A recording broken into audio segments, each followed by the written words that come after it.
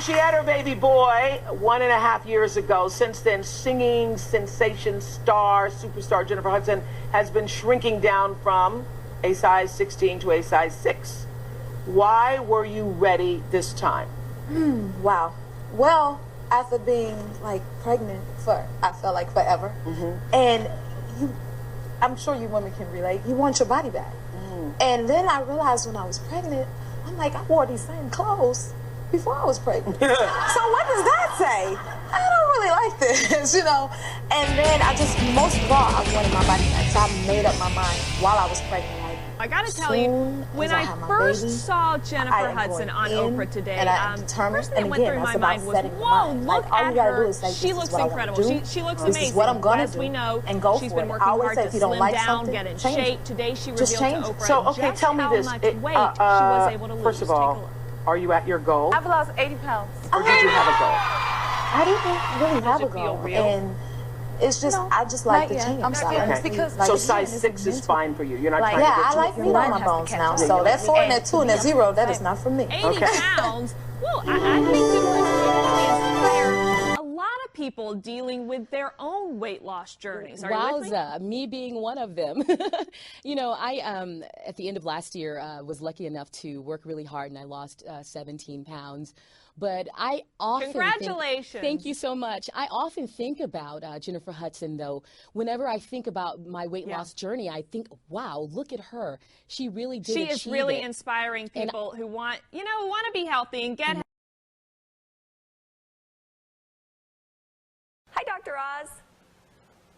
Good morning, my friends. Big article came out in the journal Obesity. If you can imagine someone calls a journal that, looking at some ideas that are pretty powerful and helping you melt away belly fat. And one of them, as you mentioned, I'm going to discuss in today's show. It's called Forskolin.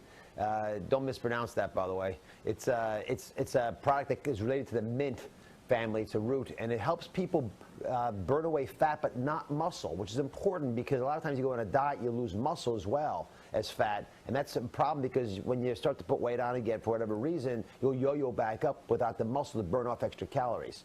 And this product also seems to help people build up a little more testosterone in their body and build up bone strength. So I'm excited about it. And again, it's been used for medicinal reasons before. It's a root that could be valuable for a lot of viewers. Okay, and this works with or without exercise? This just can help you burn belly fat?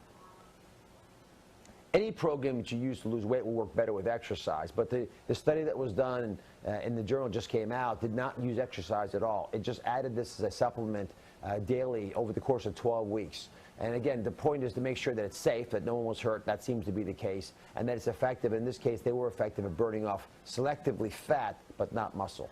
So is this just belly fat? Because, we hear all the time that you can't target weight loss, really. There's not much you can do. If you just want your belly or your backside or something like that, the more exercise you do there builds up the muscle, and then you just look bigger in that area. So does this just target specifically belly fat?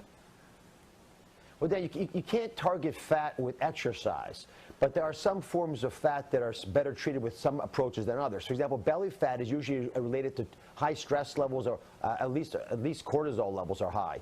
And so the kinds of dietary habits that lead to that are specifically ones with lots of carbohydrates. And this product, this compound seems to work by changing the decision that a fat cell makes when it's given nutrients. Can it deposit it as fat and store it, or should it burn it off as energy? And it seems to move it towards burning it off as energy, which is why it works.